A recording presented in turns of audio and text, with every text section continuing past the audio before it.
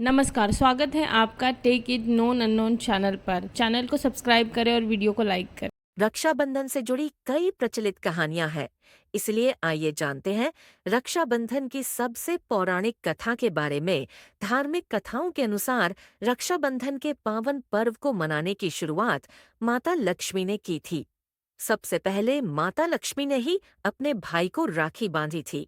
आइए जानते हैं रक्षाबंधन की पौराणिक कथा।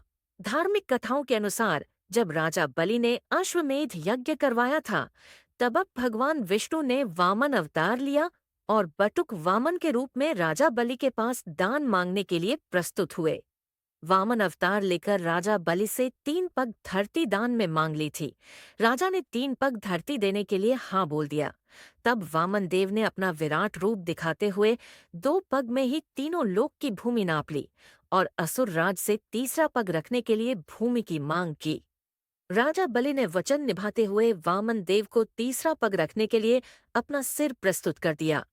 वामन देव का पग सिर पर पड़ते ही राजा बलि पाताल लोक में चले गए। वामन देव ने असुर राज की दान प्रियता से प्रसन्न होकर उन्हें पाताल लोक पर अनंत काल तक राज्य करने आशीर्वाद प्रदान किया। तब राजा बलि ने भगवान विष्णु से एक वरदान मांगा कि भगवान, मैं जब भी देखूं तो सिर्फ आपको ही देखूं। सोते जागते हर क्षण मैं आपको ही देखना चाहता हूं।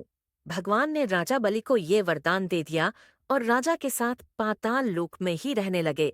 भगवान विष्णु के राजा के साथ रहने की वजह से माता लक्ष्मी चिंतित हो गईं और नारद जी को सारी बात बताई। तब नारद जी ने माता लक्ष्मी को भगवान विष्णु को वापस लाने का उपाय बताया।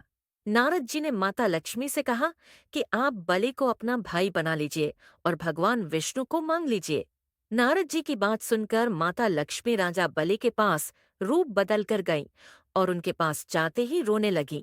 राजा ने जब माता लक्ष्मी से रोने का कारण पूछा तो माँ ने कहा कि उनका कोई भाई नहीं है, इसलिए वो रो रही हैं। राजा ने माँ की बात सुनकर कहा कि आज से मैं आपका भाई हूँ।